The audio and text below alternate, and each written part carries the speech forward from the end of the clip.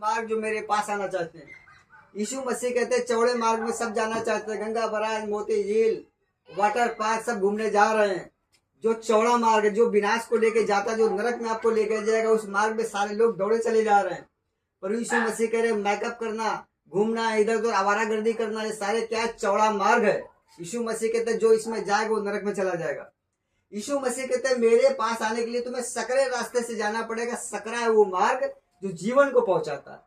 यीशु मसीह कहता है अगर मेरे पास आओ तो तुम्हें ये सारी चीजों को छोड़ना पड़ेगा।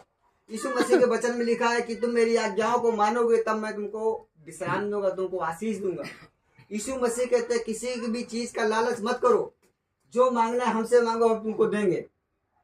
यीशु मसीह के वचन में लिखा हुआ है कि गलत नजर से किसी को भी आपने देखा तो वहां पाप है।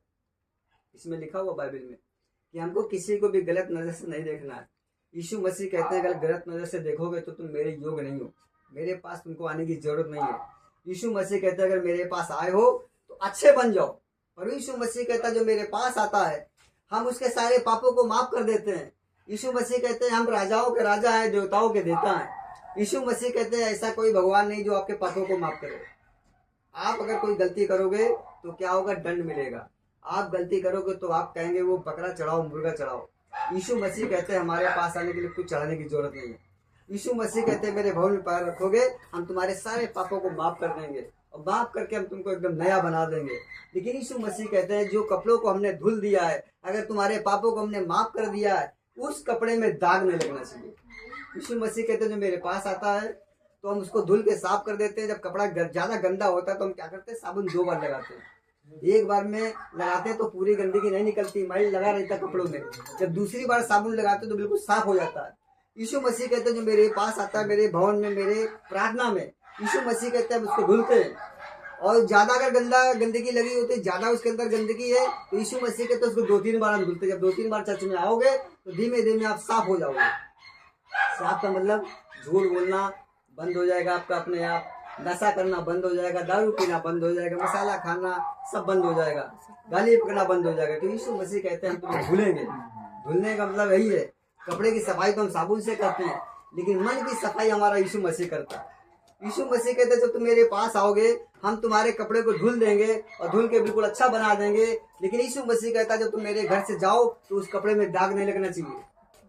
ये नहीं कि भवन से गए फिर वहां पे गाली पकड़ना चालू कर दिया, भवन से गए ठेके में जाके दारू पीना चालू कर दिया। इससे क्या होता है, हमारे कपड़े गंदे हो जाएंगे। यीशु मसीह कहते हैं हमको कपड़े गंदे नहीं करना। हमने अगर कपड़ों को धुल दिया है तो उन्हें साफ रखो, उस साबुन की कीमत को समझो। यीशु मसीह कहते हैं हम तुम्हारे लिए एक तरह का साबुन है। हम तुम्हें धुलते हैं, साफ करते हैं, तुम जाके क्या करते हो, गंदा कर देते हो, जाके फिर गाली बकते हो, जाके फिर दूसरे की बेईमानी करते हो, झूठ बोलते हो, चोरी करते हो। यीशु मसीह कहता है ऐसा करने से तुम्हारे कपड़े गंदे हो जाएंगे। हमको अपने कपड़े को गंदे नहीं करना। यीशु मसीह कहते हैं कपड़े गंदे मत करो, मेरे पास आओ। और यीशु मसीह कहते हैं जिन कपड़ों को मैंने धुल दिया है उन कपड़ों में छींटे नहीं लगने चाहिए। पर यीशु मसीह कहते हैं जैसे हम लोग चलते हैं तो हम लोग क्या करते हैं, जो गड्ढा मिलता है कहीं पानी भरा तो पैर बचा के रखते हैं। अगर गड्ढे में पैर पड़ेगा तो छींटे हमारे ऊपर पड़ेंगे। इसलिए हमें क्या करना, गड्ढा बचा के चलना। कहीं लड़ाई हो रही तो उस लड़ाई से हमें कटना है। कोई आपको गाली बकरा तो हमें उसके बदले में गाली नहीं बकना है। वचन में लिखा है कि गाली के बदले में गाली नहीं बकना है। यीशु मसीह कहते हैं कि अगर जो तुम्हारे साथ बुरा करे, यीशु मसीह कहते हैं उसके लिए प्रार्थना करो। जो तुम्हें सताते हैं, यीशु मसीह कहते हैं उनके लिए प्रार्थना करो। पर यीशु मसीह कहते हैं अपने सताने वालों से मत कहना कि हम बदला लेंगे। ऐसे मेरी गवाही एक लोग हमको मिले और उन्होंने हमारा रिक्शा की बैटरी खत्म हो गई, गंगा बराज में छोड़ के चले गए। हमने उनसे कहा तुम हमको जानते नहीं हो, तो उन्होंने सोचा लग रहा है ये बदला लेगा, क्योंकि यीशु मसीह ने हमको यादव फैमिली से उठा के खड़ा किया है। तो उन्होंने कहा यादव तो बहुत हरामी होते, लग रहा है ये मौका देख के हमको मारेगा। हमने उनसे कहा तुम हमें जानते नहीं हो। तो उन्होंने सोचा कि यार हमने जो है इनको छोड़ दिया जंगल में, और फिर हमारे दामाद साहब वहाँ पे गए, फिर हम लोग रिक्शा लेके किसी तरह आज बैटरी खत्म हो गई। लेकिन हमने उनसे एक बात कही थी तुम हमको जानते नहीं हो। और फिर उन्होंने एक दिन रात में फोन किया, फंस गए एक जगह, कहे भैया रिक्शा लेके आओ हमें जाना है। तो हमने कहा अभी आ रहे तुरंत। हम रिक्शा लेके पहुंच गए। फिर उन्होंने कहा कि हमने इनको जंगल में छोड़ दिया था, अभी हमसे पैसा बहुत मांगेंगे। तो भैया कहते कितने पैसे लोगे? हमने जो तुम्हारी इच्छा हो दे देना, जो इच्छा हो दे देना। तुम रात में बुलाओगे तब भी हम दौड़े चले आएंगे, दिन में बुलाओगे तब भी दौड़े चले आएंगे, और जितनी बार बुलाओगे उतने बार दौड़े चले आएंगे। किसके लिए? यीशु मसीह के लिए। यीशु मसीह कहते हैं बदला मत लेना। हमने उनसे इसलिए कहा था तुम हमें जानते नहीं हो, क्योंकि तुम 10 बार धोखा दोगे तभी हम तुम्हारे साथ भलाई करेंगे। भलाई भलाई करते रहेंगे, क्योंकि हमें जानते नहीं हो कौन, हम यीशु मसीह के लोग हैं। यीशु मसीह कहता है बदले के बदले हमें बदला नहीं लेना किसी से।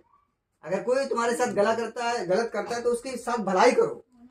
इतनी भलाई कर दो, जैसे कहते ना कि चुल्लू पर पानी में डूब मरे हो, इतनी भलाई कर दो कि जा जाके बाहर प्रार्थना करे, यीशु मसीह से माफी मांगे, प्रभु हमने तो इनके साथ गलत किया, इनको जंगल में छोड़ के भाग आए और हम इनको रात में बुला रहे, तो रात में मेरे पास आ रहे हैं, पैसे कह रहे कितने चाहिए, तो कह रहे भैया जो इच्छा वो दे देना। तो वो भी क्या हुआ, उन्होंने सोचा मन में कि कितना हमने गलत किया था और ये हमारे साथ कितना भला कर रहा है। यीशु मसीह कहता है कि ऐसा हमें सब लोगों को ऐसा करना।